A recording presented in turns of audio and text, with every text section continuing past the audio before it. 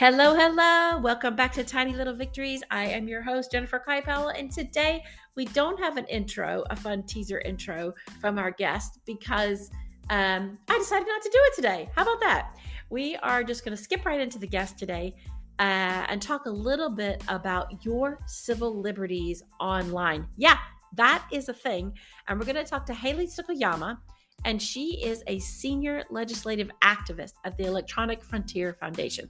I'm going to put all this in the notes because the Electronic Frontier Foundation is a nonprofit that is 100% out there trying to defend your digital privacy, free speech, and innovation. And you may think, what's that got to do with me, innovation? A lot. If you think about artificial intelligence, you think about ad tech, not ag tech. It's kind of agriculture on the brain lately.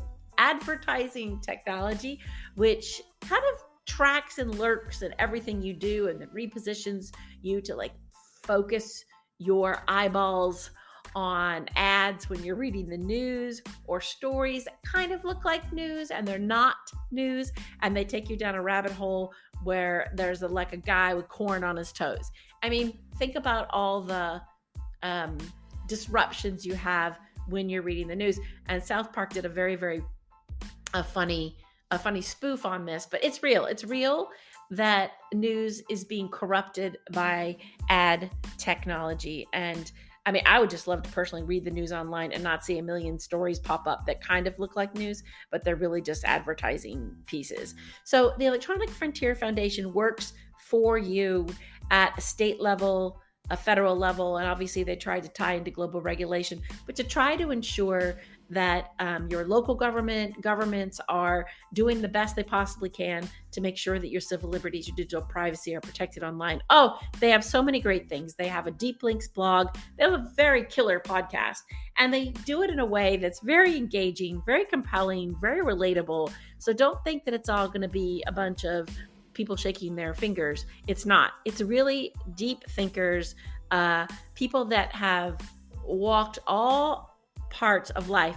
And that is where Hayley comes in. Hayley was a Washington Post technology correspondent before she became a senior legislative activist at the Electronic Frontier Foundation. So she talks a little bit about that different mindset when you're reporting on things. She covered technology, some policy, gadgets, controversy and trends. And she talks about that shift. You know, when you're a journalist, you have to sort of be objective. You can't take a personal side of things. I, as you know, am a senior Forbes contributor, and it is difficult to be able to ride that line, and you have to look at all sides of the story. And then she switched when she went to the Electronic Frontier Foundation, and she found a little different kind of voice inside of her. So we're going to talk a little bit about that. We're also going to talk about your civil liberties online. We're going to talk about what local governments are doing, what they're not doing, what you can do. And I think you're really going to enjoy this conversation because a lot of the things she talks about are things that you might take for granted every day, that you know are out there, but you don't know how to tackle it. So, you know, we spend most of our time online clicking everything, opening everything, and we just don't really think about how that impacts our data, which is the only commodity that we have these days. So I really know that you're going to enjoy this episode with Hayley Tsukayama on Tiny Little Victories.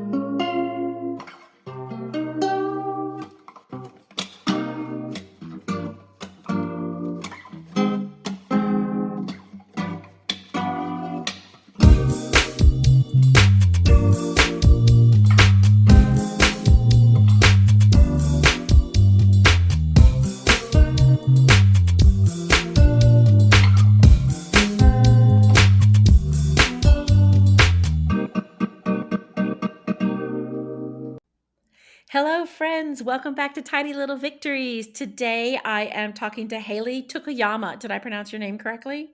Tsukayama. Tsukayama. I forgot the S. Yeah, I'm so it's sorry. very easy to do. Very easy to do. Hayley Tsukayama, and she is a senior legislative activist for the Electronic Frontier Foundation. And welcome, Hayley. I'm so excited that you're here with us on the show to talk about these very important issues. Well, I'm very excited to be here. Thank you for having me. So, I'm going to give you a little send up to everybody. You were a Washington Post tech reporter. You covered like consumer technology, like splishes and splashes of policy. And you also won the 2010 recipient, you were a 2010 recipient of the White House Correspondent Association Missouri Fellowship Award. Is that correct? That's right. Wow. I mean, that's just like tech journalism royalty, in my opinion. And now you made this jump over to the Electronic Frontier Foundation. What? Why? How did you get there from this world of tech journalism? I mean, it kind of makes sense, but what was your path that took you there?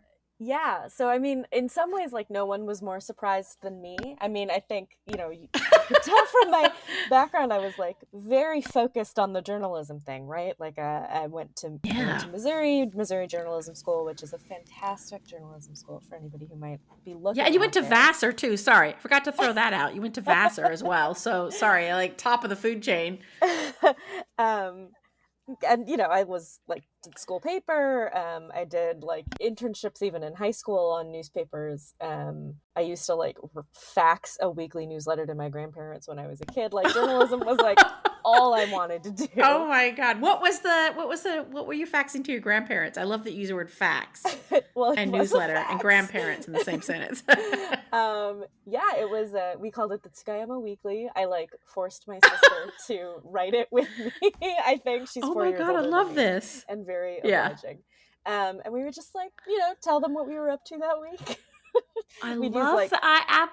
clip art, lay it out. Oh yeah, of So course, clip art. You have to have clip art because it wasn't anything obviously. else then at the time. Okay. And I love that you did this for them. What was their, just, out of curiosity, I mean, what was their reply? Did they love it, or is it like something they look forward? Did they subscribe?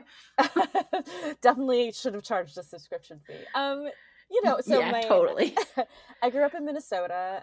My grandparents were in Hawaii. They're actually in, my grandfather used to work on the American military base in Okinawa. So we Oh, used to, we just didn't get to talk that often just because of time zones or yeah, whatever. And even when yeah, he retired and they moved to Hawaii to Minnesota is still a pretty big time zone difference. yeah. So we used to just send them these newsletters, and normally we'd only get to talk on Love the it. weekends. And of course, like long distance calling was more expensive then. It was a different world. Oh my God, totally. You're just like, you're really in the Wayback Machine today, right? That's Like right. That's right. long distance calling, faxing newsletters to your grandparents. I That's love right. it. So how long ago is that? Let's date it because we're talking we are talking not that long ago, but it seems so foreign to Yeah. even be bringing this up. I know. It is funny to think about. So it must have been like 92, 93. I was born in Yeah, yeah, 86. So yeah. yeah. Yeah, it must have been, 92, 93, because you were very high tech then. Yeah, that's pretty high tech, right? Like Well, clip art and a newsletter. yeah, my dad loves tech himself, which I'm sure Yeah. informs sort of my path. And then, Yeah. like WordPerfect or whatever it was Yeah. had a newsletter My template. So God. why not? Uh, Yeah. And it's new. You know what? Sorry. It was new technology then. oh yeah, I felt very cool. Yeah, new technology and like probably zero privacy issues at that point in time, right? Like just wow. I didn't expect to go down this path, but Yeah, this is why we do this podcast, so we can go down this path. totally. Okay.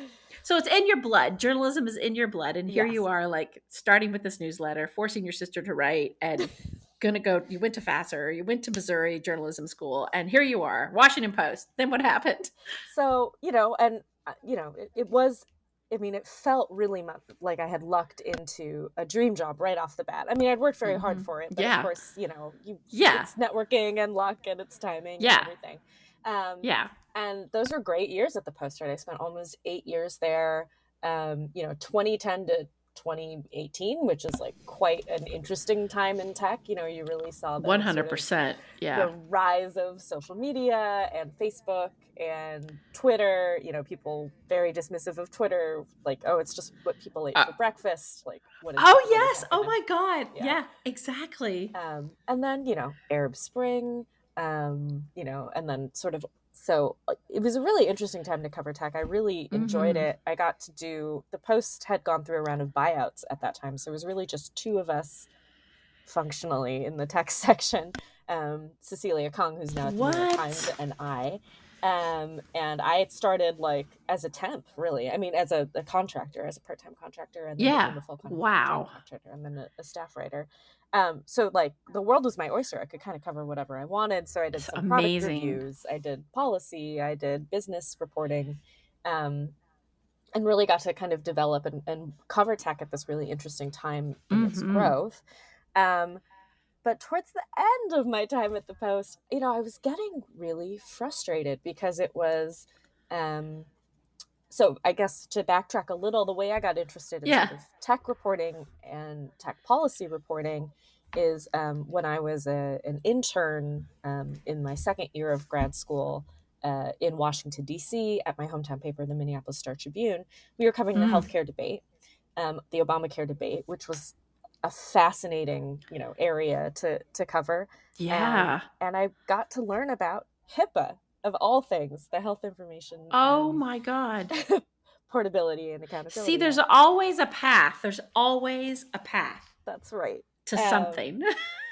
and I got really fascinated by this idea that, HIPAA is a health privacy law, but it really only covers like data that is produced by like hospitals or your doctor or Mm-hmm. your insurance. If you have that same data and you give it to, I don't know, Google, it's not protected by HIPAA because Google isn't what they call a HIPAA covered entity. It doesn't have to abide by the health Mm-hmm. privacy law. And I found that really fascinating, especially, as I continued covering and we saw the rise of like Fitbits and fitness Mm. trackers and all of Oh, that kind of yeah. stuff. And so that's how I got into the tech policy, because I was really seeing this interesting, apart from just being a big nerd, like I was also seeing this really interesting. Nerds are so cool, though. Yeah. I mean, now they are, or Yeah. cooler anyway. Yeah. Yeah. But yeah, I think they were always cool. Yeah, but that's really interesting. I did actually not know that about that same data from HIPAA that isn't covered under Google. And then the convergence of, you're right, that quantified self movement mm-hmm. and all of that Apple data, all of those, the Fitbit, it was the Fitbit started it all, really. Yeah. Did that alarm you? Were you just like interested as a journalist, or did it start to like seep into you thinking about all of your personal data out there? I think in the beginning it was more interesting, right? It was like almost not Mm-hmm. academic, but like it was just like, oh, this is a really interesting trend. It seems like, DC paper, right? So it's like, it seems like policymakers Yeah, are of going to have to course. pay attention Yeah. to this. It seems like they're going to have to make rules for this. Like, to me, it brings up really interesting questions of like, how do you make rules for technology that is rapidly, rapidly changing? So like, Yeah, totally, totally. legislation and regulation is by design sort of deliberative, and technology is just like, I mean, they say, right, move fast and break things. That was like Yeah. Facebook's thing for a long time. Yeah. And They so it was broke like, it. They broke it. yeah, right. So it was interesting to see those two things collide, and so I just found that really interesting. I think as Yeah. I started to cover more, so this gets into how I got into activism, right? So Yeah. What was in my your later this years is at starting the, to lead to your trigger. Yeah. Yeah. exactly, later years at the Post, Target breach, Equifax, Cambridge Analytica, right? All these things. Mm. And Wow.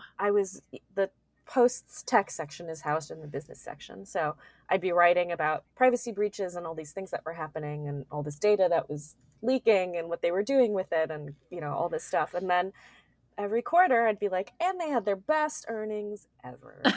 Oh, God. Right? Because Yeah. that was just at that time, Yeah. that's what was happening. And that I found Yeah. that really, really frustrating. And I found myself, as a journalist, you're really supposed to be objective as you can be. You're really supposed to like Mm-hmm.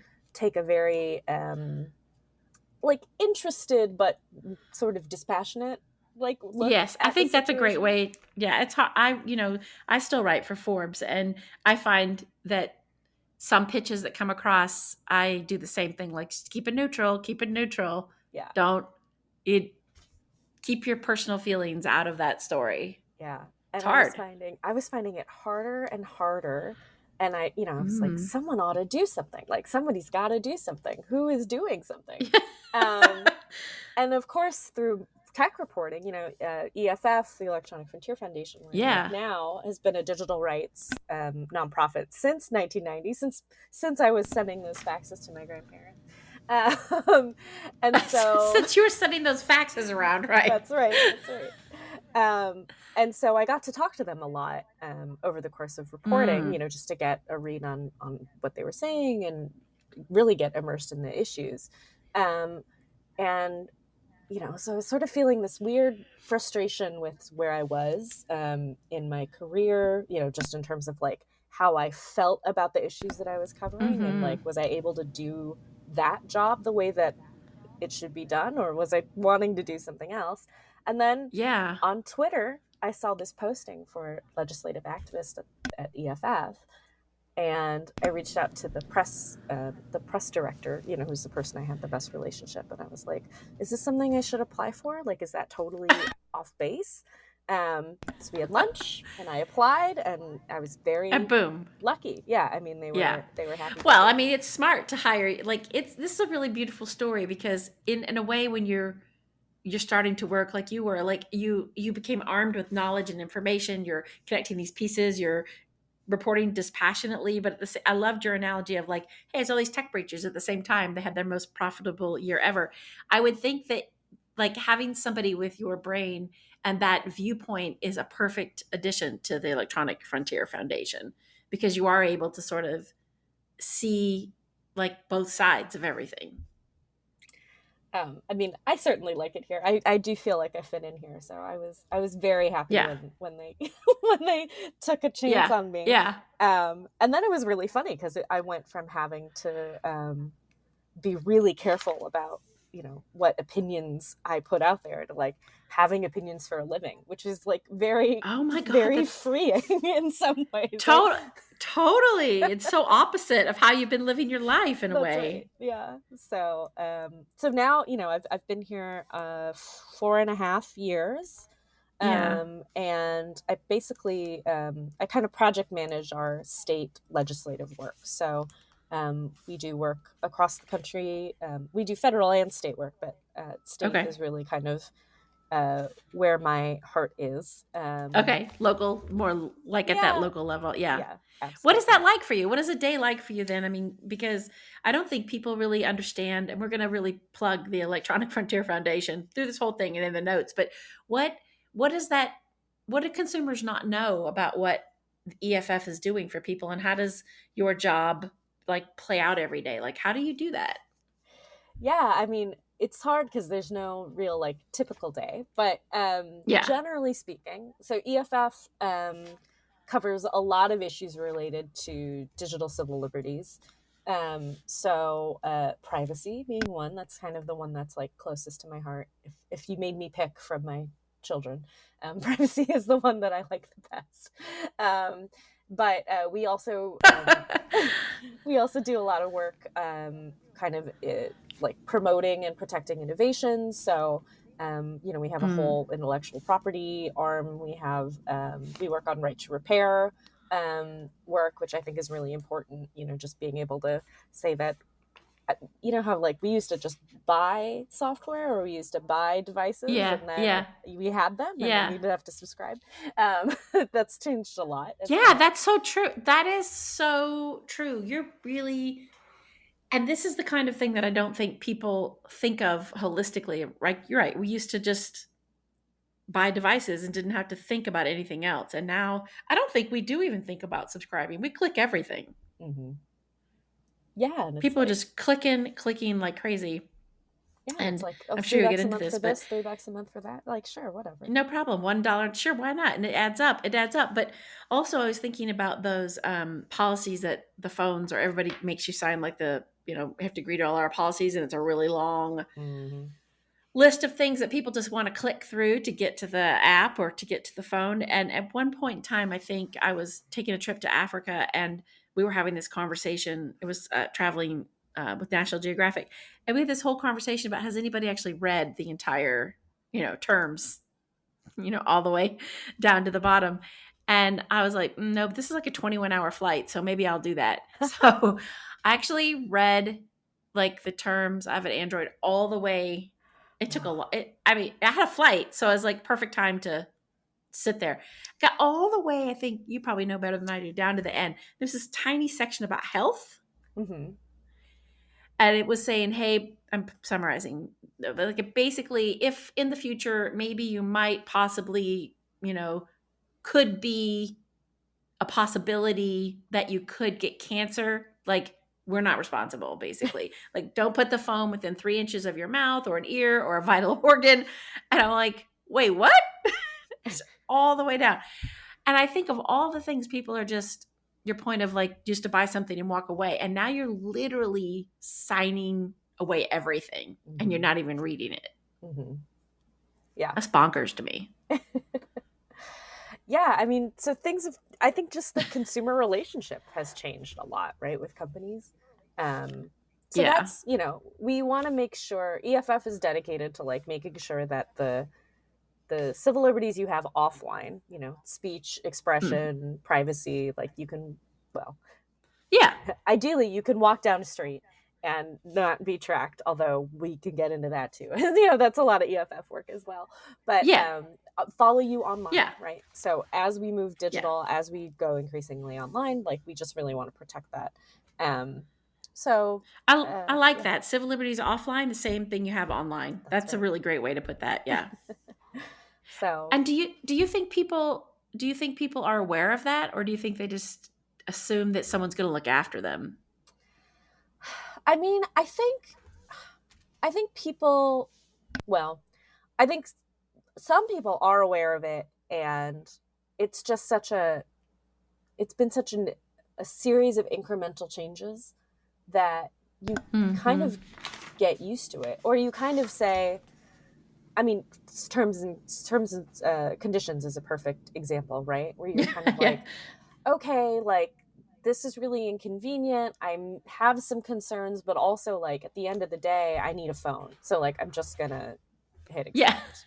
And so I think a lot of people are, it's like sort of a low level background concern, and maybe it like, comes up every once in a while. And if you ask people, are you concerned about your privacy? Often they will say yes, even if they don't necessarily, even if they don't have a specific example, right? It's just like, I just feel like I should be concerned about my privacy. Yeah. I feel an obligation to be concerned about it, but but it's overwhelming, right? Because it's every it is. It's every device. It's like more devices every year, right? I mean, when I used to go to CES as a tech reporter, the Consumer Electronics show, it's like, oh, okay, now my toothbrush has terms and conditions. Now my scale has terms and conditions. It's like, how many... Oh my God, yes. Your refrigerator. Exactly. It's like, how many things can we put chips in? It's so true. It's so true. And, I think even like at that one time at CES, they were covering what was the whole Fitbit, the health craze, but then they were having bracelets and rings that were supposed to like help you understand your mood. And their terms and conditions for that, like all that data, it does. Actually, I don't have a low level background concern. I'd say I'd have a medium level background concern, but I don't know how to, I mean, I guess it's higher, but I don't know how to fix it. Right. Like short of turning off all your devices, or how do I protect my online, civil liberties? I don't know, because I don't feel like I don't think big companies care too much, to be honest. You maybe can't say it, but I'm going to say it. It's a perfect analogy that tech breaches, but they had their best earnings ever. And I do feel that it's very much like that today. I mean, Twitter is a hot mess right now. Just like, I don't trust that anything that I say or do, my privacy there is at all protected. And yet I'm still there. Right. Well, and so this is the thing, right? Where it's like, these tools have become so important to our daily lives. Like, I mean, Mm. sure, we could give up Twitter, like whatever, but Yeah. it's like, it's a way to have conversations. It's a way to, be involved in the discussions that you want to be involved in, or I Yeah. make no Yeah. speculations about the future of Twitter, but, but it all comes at this cost. And I think, I mean, I do often get asked, like, what should I do individually? Yeah. And it's a really hard question to answer, because I think the true reason is, these companies, I mean, I don't like to characterize them as evil, because I just think that's like not Yeah. productive normally, but they are Yeah. No, it's not. It's incentivized. not. Yeah. But like, Yeah. they are incentivized to pursue profit. They're Mm-hmm. incentivized to, to deliver shareholder value.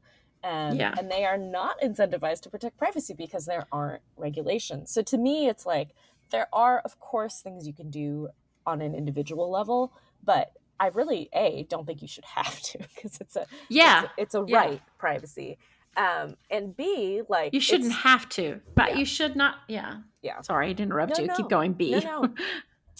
But and B, I was just gonna say, it's systemic, right? So that's why I really Yeah. look at regulation and legislation, as a way to say, like, I mean, I'm not saying we have to over-regulate things, but just Yeah. to say, like, look, there are some basic ground rules about data that you should be following, just to like readjust the incentives, right? At least you have to balance, like, what are you doing to your customers?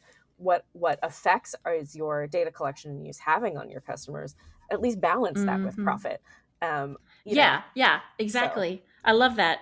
I love that because I almost feel like it's a runaway train. Like you said, it's systemic. But when Facebook and when all of these the rise of these social apps, when you were covering the social media rise during your journalism time, mhm, it was a runaway train because everyone, oh my God, we can talk to Bob in Peoria and we're so connected, and there was no restraint.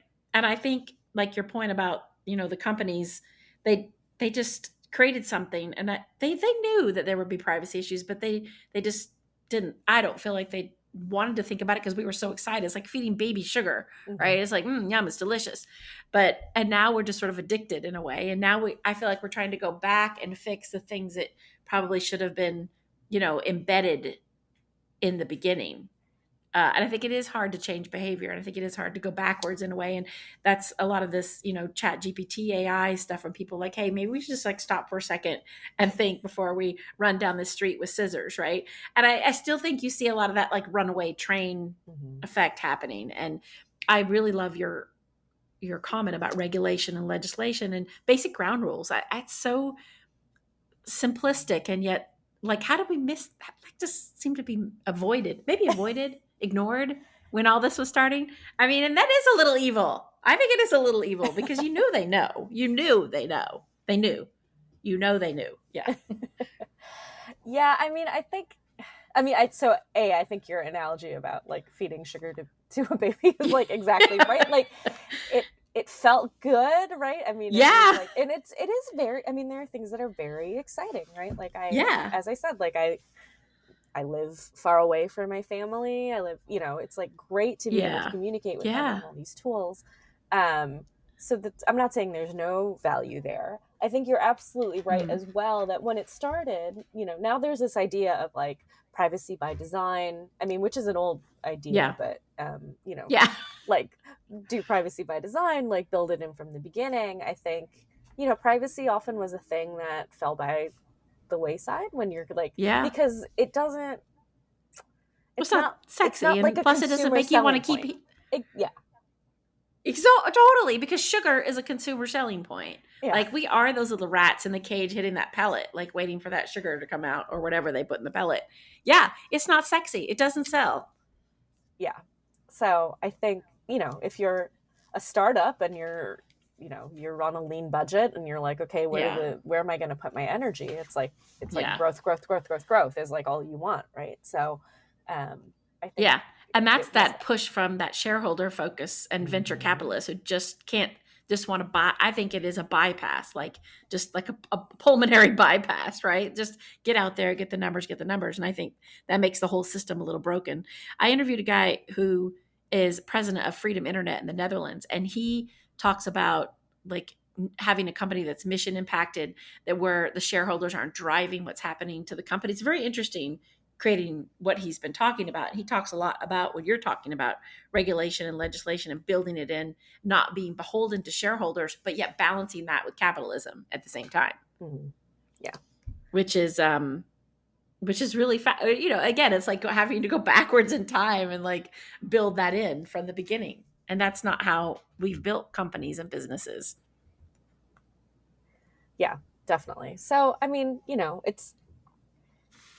I don't know. It's like I've tried to think of a lot of analogies, and like, I don't come necessarily from an activist background, so I've like tried to look at other movements that I think are similar. And like, cars didn't used to have seatbelts, right? So like that's kind of how I try to think about it. Yeah. It's like, we put this thing, like we all got, became a part of our daily lives. We realized, oh, there may be some guardrails we should put on it. And then like we added seatbelts. So like, let's just add some seatbelts. I love that. Let's just add some seatbelts to this whole thing. That's all we're saying. We're not trying to, And I think a lot of people aren't aware, I mean, I think everyone wears a seatbelt today. Maybe you don't, maybe you sneak it off once you get in your car. But, I have a lot of people, I'm not on Facebook anymore or Instagram, and everyone's like, how do you live without it? I'm like, how do you live on it? Like, literally, do you know what's happening with everything you do? And they're like, yeah, I don't care.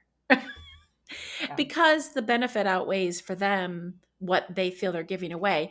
If you could like Black Mirror, to people that show about, how we take data and it could influence how you walk around in the world and you could physically see it. Maybe people would, because you can't really see it, right? Mm-hmm. It's not something you can put your hands around. It's not tangible like your phone or an app or, a TikTok video, but it's there. It's like lurking in the background. Right.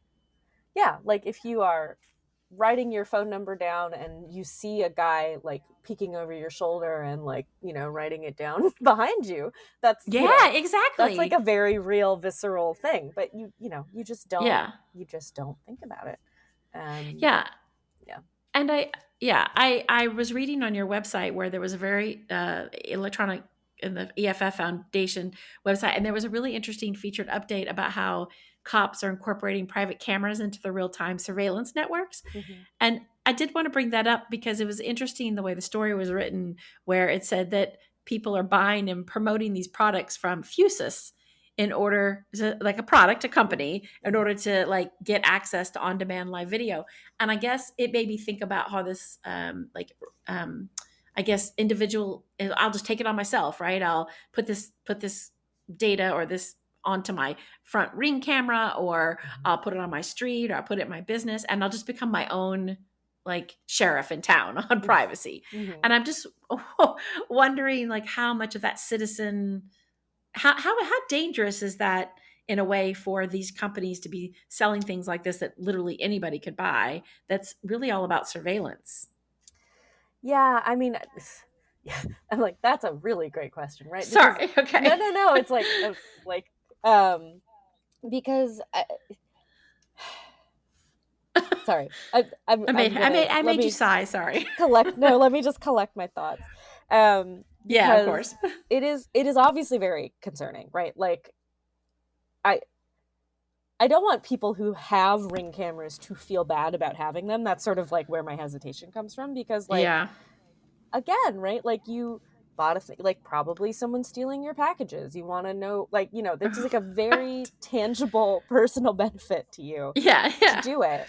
And then you don't really think about like, oh, Amazon can turn this over to the police, right? Like it could feed into racial profiling. It could feed into maybe down the line, like facial recognition. It could feed into all these things. Yeah.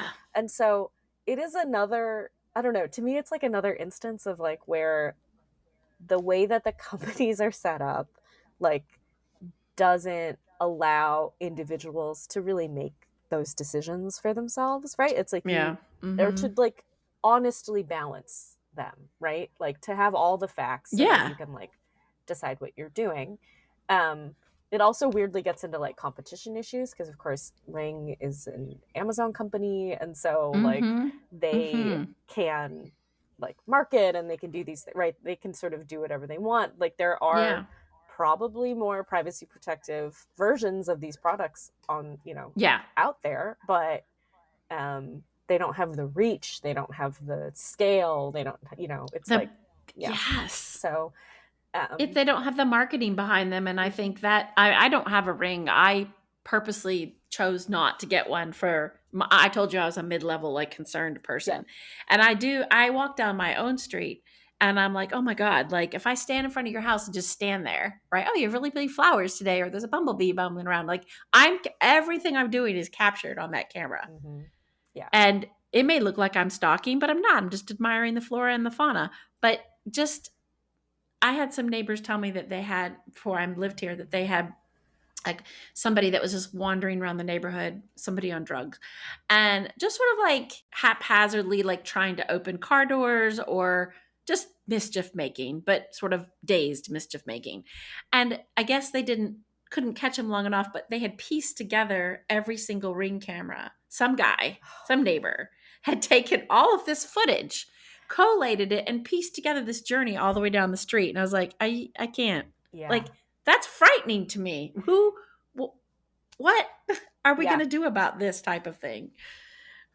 Yeah, I mean, that is really scary. Like, that is really scary. I mean, and that's like, this is the other thing for me about privacy, right? To me, it's a lot about like expectations, right? Like, Mm-hmm. and like, so you would never, ever expect walking down a street that someone could do that, right?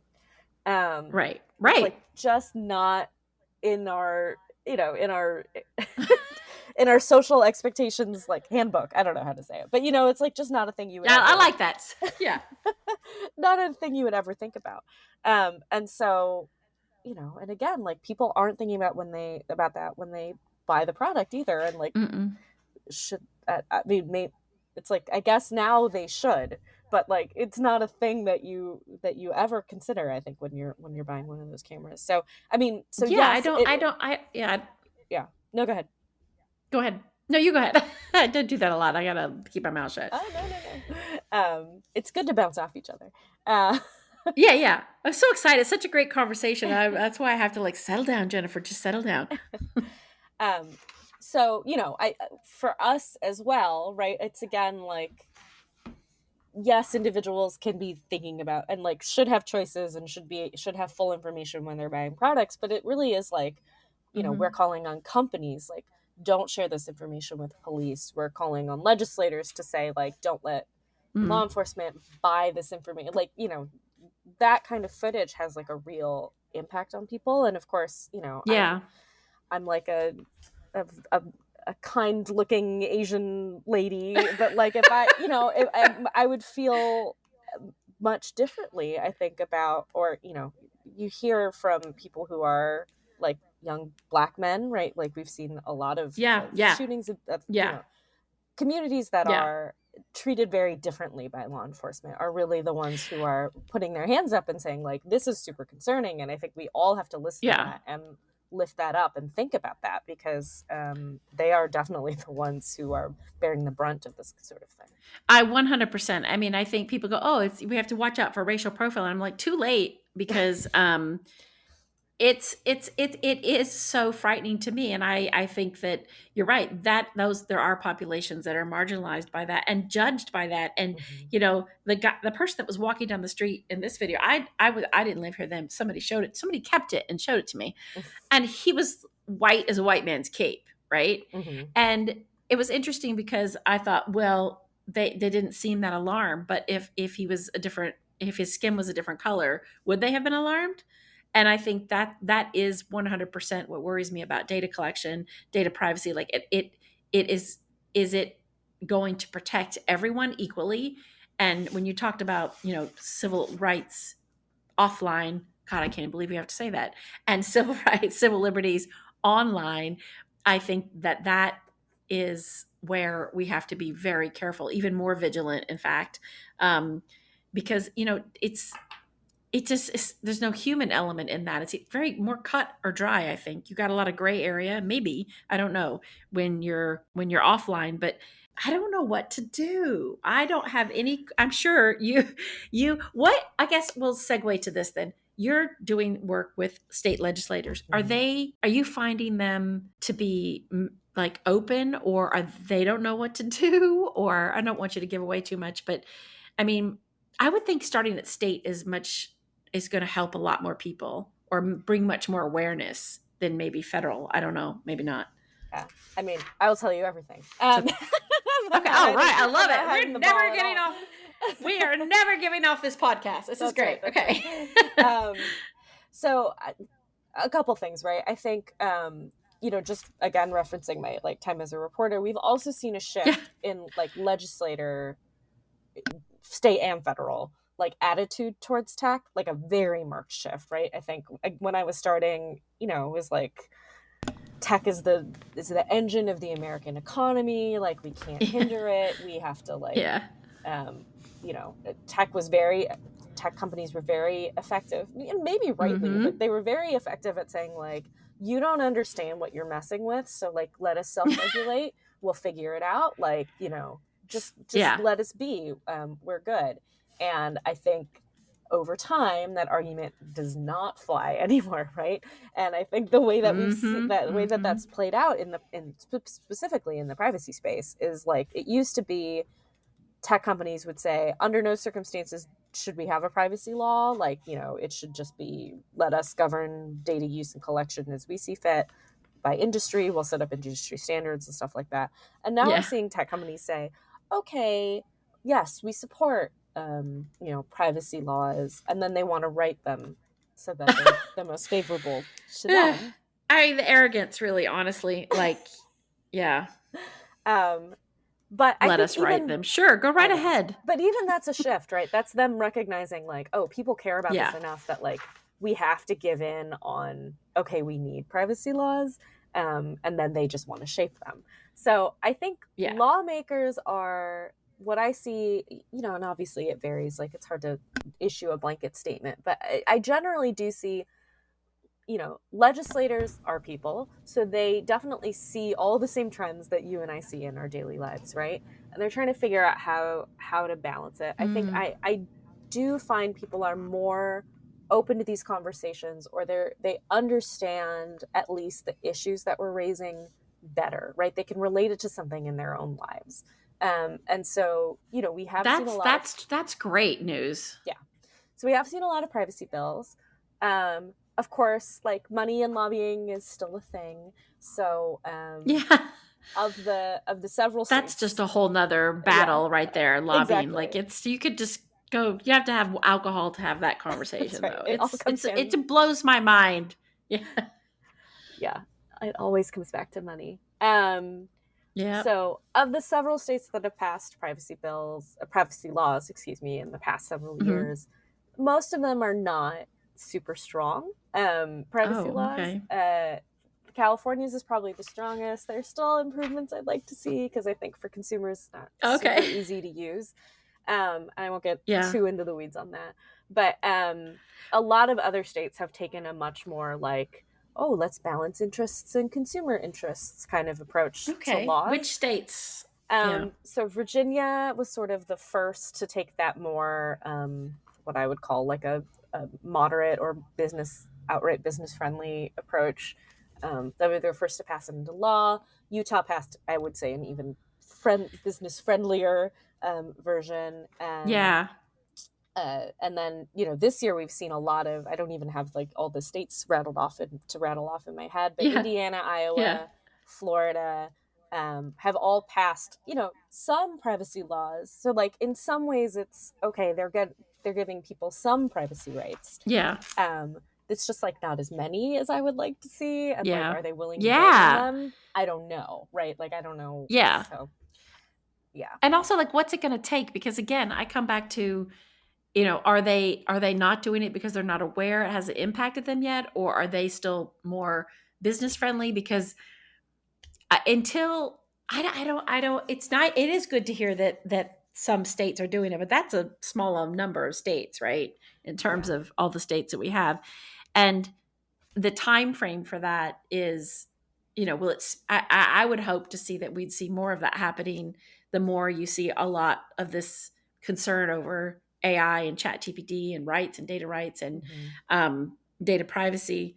But you get, just to say this as a consumer, and this is like, it's like you're my therapist here, but I get so many text messages or emails. Oh, we had a data breach. Sorry. Oops. Mm-hmm. um, Data, big mobile phone companies. I'll say at T-Mobile half the time, every 6 months or so. I'm like, sorry, you're a subset of people whose data was breached. I'm like, well, what do I need to do about it? Like, where do I need to go? How do I stop this? How do you guys stop this, please? Right. And then there's nowhere to go. It's like a deep, dark, it's a rabbit hole as a consumer. And I don't know where to go to maybe I should go to the Electronic Frontier Foundation.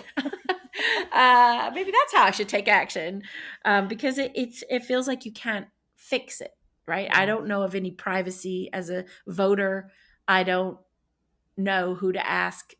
Hey, you got some privacy laws for consumers on the books? And I don't know. Mm-hmm. I feel like it's outside of my control. Yeah. Other than me, I don't know what I can do. What can we do? You said that people ask you, and you're like, I don't know. I mean, actually, how about the question is, what should we be more concerned about? And is there a way to make our voice heard? Oh my God, I can't believe I asked you that. Why? So big. Oh, Because okay, it's such a huge, like, what can we do? But what will we do? Yeah. We're such junkies. We're just junkies. Yeah.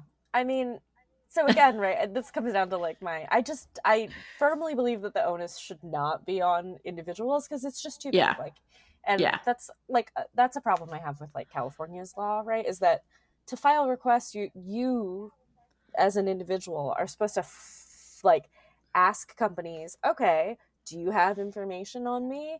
Can you delete it? And then you're supposed to go to like every single company. So Yeah. which is like, I mean, I'm a professional privacy advocate and I do not. Yeah. But I mean, it's a lot. That's a lot. And we are literally down to a 9-second extension span. If we can't click something and have it open up a window or we can return our package to Banana Republic, we are not going to do it. That's right. So, I mean, there are some folks who are building like tools, like, like a browser plugin where you could say, yeah, like you set it and forget it, right? Where it's like, this is telling everybody that I'm like trying to opt out of stuff. So like to the extent that I would love that. Yeah. So like if you can, it's called the global opt out. So plugin. So you can okay. look for that. So that's one thing, right? I mean, it's like hard for me because it all feels a little drop in the buckety and like at the end of the day, yeah. Like the thing you should be doing is like yelling at your representatives to like address. Yeah, issues. I mean, literally, you are so right. That should be something that we should be screaming about collectively. That should be something that we care about with our locally elected officials. Mm-hmm. Absolutely. Yeah, and I mean, I think certainly on things like surveillance, right? So like you were talking about cameras or like like how police departments interact with those kinds of companies, like that is very local. Like actually some of our best advocacy has happened at the city level, right? Not even at the state level, but like at the city level. Interesting. Because obviously the smaller entity that you're dealing with, the fewer people will tip the balance, right? So it's like if we send 3 people to a city council meeting, that feels like a lot. If you send 200 messages to a state senate office, or I mean depending on your state, right? But like whatever, like that gets attention. Like Congress, they got like hundreds of thousands. I mean, forget it. Yeah, forget it. So while I don't want to encourage like disengaging with the federal government, I do think like when you're thinking about if these are issues that really matter to you, like you can start small, and in some ways starting small can be more impactful because I agree. Hayley, I agree with you 100%. Yeah. I used to be a very like, let's go big. When I first started, I worked for a U.S. Senator in Washington, Senator Sam Nunn. And I was all about those big ticket items, right? Mm-hmm. Let's move the needle this way. And now, many years later, decades later, I am all about local politics, 100% local politics. Like you go to a city council meeting, there's a lot happening there. And I do feel like your voice is more heard and you can get on an agenda. You can make people care. There's a guy that I moved to a really, sadly, after leaving Europe, I ended up in Texas. Okay, it's beautiful here, but Texas is a hot mess. And there's a guy that's like a local council here who literally walks around, knocks on your door, like, and has a chat with you. I mean, like, he really listens. And you go to the meeting and he's like, "Hey, Mary, thanks. Remember when we talked on your doorstep about blah, blah, blah?" Like, he hears you. And I think that level of hearing is what we need right now, especially when you're talking about digital privacy, because it is so intangible and we are so instant gratification forward now that it has to stay elevated. It has to stay in the conversation. Yeah, definitely. And does EFF do work on that really local level, or is it staying at the state and federal level? I mean, it really depends. You know, we're about 100 people, so we're not like tiny, but we're not. Oh my gosh! Either. Yeah. So a lot of it, you know, we work with grassroots groups across the country who are like interested in our issues. We have something called the Electric Frontier Alliance. So it's they're not. Oh yeah, I know them. They're great. Yeah, so like we don't control them. You know, it's not like they're like local branches, but it's like any grassroots organization who has similar interests with EFF can apply to be a member of the EFA. And then, you know, we work with them. So, you know, we'll hear about something like Portland has done a ton on face recognition, for example, because of a really great local grassroots group. So, you know, we talk with them and, you know, and then maybe we can, like, if people see what happens in Portland, then we could be like, oh, can you talk to these people in, I mean, I'm picking cities out of a hat, right? But like Chicago or Chattanooga or, you know, Orlando or whatever. And so we, you know, when they bring something to our attention, we certainly, you know, pay attention. Like when those grassroots groups bring something to our attention at the city level, we try to pay attention. You know, we keep an eye on places like New York City and obviously all of the California cities because we're a California organization. That's where we're based. You know, I wish we had like the resources to like at least cover all the major metros or whatever, but yeah, me too. You should be. And I think we talked about earlier, really well said about things being a drop in the bucket, but buckets get full with drops. That's true. And your Electronic Frontier Alliance is part of that, to me, that, you know, that drop being in a bucket, because this can, like Oregon can do this, and then it can be a example or framework for other cities to do it. Because like I said, how do you connect people together? And that's that grassroots. And one of the things I love about EFF, and you guys listen to this, and I'm going to send this up, but you have a really good podcast series out that the topics are so interesting. Things like Dr. Seuss warns us, and safer sex work makes a safer internet. And this one I loved, Losing Until We Win, Realistic Revolution in Science Fiction. And these are just such interesting ways to put privacy into perspective for the consumer, so you can take a big bite into that privacy apple. And I love this whole series, and I would encourage every single person to go. And there's really great podcast series. And you guys also have a lot on your website about transparency, innovation, free speech. It's just the amount of things you guys have here. It's like hopeful. It's like the bright light in the whole thing. I think you can sink your teeth into it through the Electronic Frontier Foundation. I think you're our superhero. Oh, that's very kind of you to say. You're a privacy superhero. I mean, I think we do. It's so easy to kind of go like, oh, this is bad and this is bad and this is bad. Like we are really trying to frame like this is what the future could be. Like there's a lot of promise here, like, you know, this is what it could be, but we just have to like think about it. So I appreciate you.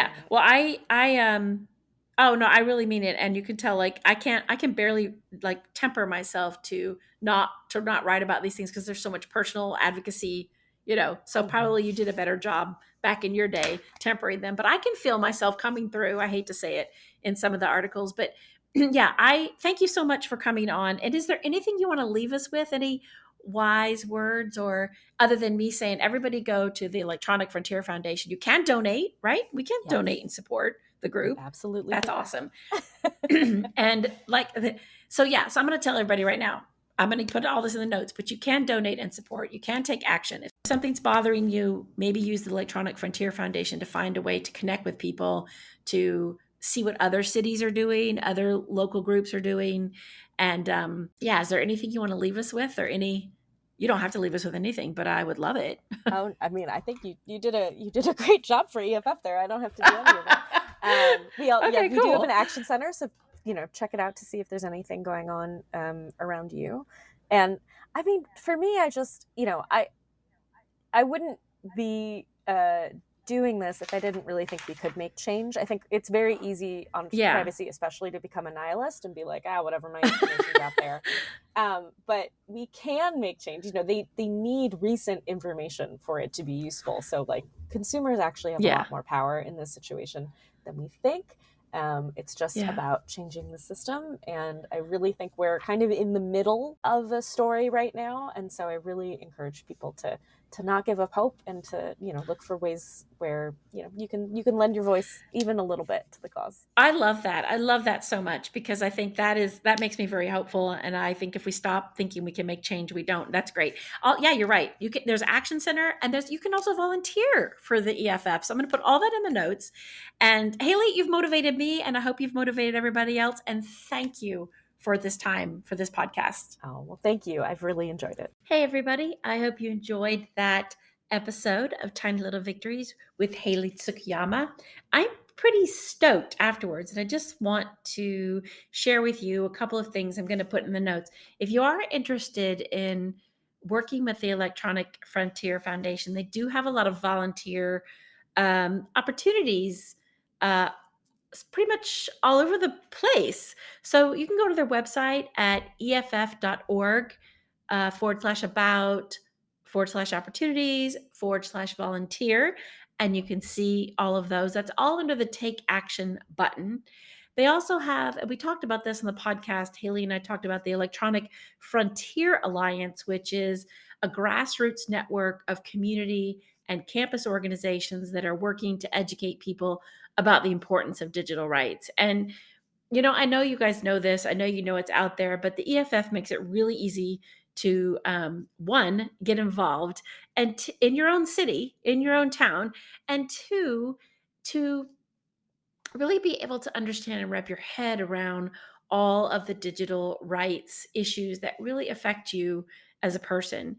And one of the themes of Electronic Frontier Foundation is that they believe that technology should support the intellectual freedom that's at the heart of a democratic society. And that includes a couple of things. And you go to the website and read about where you can find allies and free expression, security, privacy, creativity, and the access to knowledge. Curiosity should be rewarded, not stifled. And I think if you think about transparency and access to knowledge, it's really hard to find that today. I mean, where do you go to get the plans for your neighbor's house that's going to be, 10 months in renovation, and just because they posted a little note on the door? I mean, where is all that? How do you get access to that? How do things happening around you affect you in terms of culture, code, and the law? So please go check it out. It's really interesting. www.eff.org. I'll put it all in the notes, and see what you can learn. It's always good to learn something. So next week, we have Mark Grigette. He is the founder and CEO of New Eyes, and he is a Navy veteran who has created a piece of technology that gives better vision to people who have impaired vision. And I met him many years ago at Mobile World Congress America, actually, and was introduced by a good friend, Alexander Rojas, who will probably be on the show in the fall. He's a UFO expert. Very interesting fella. But Mark has just devoted his post-military time to working with devices that help people. And then he started New Eyes. So we're going to talk a little bit about that and what he's been doing. So come back next week for another episode of Tiny Little Victories.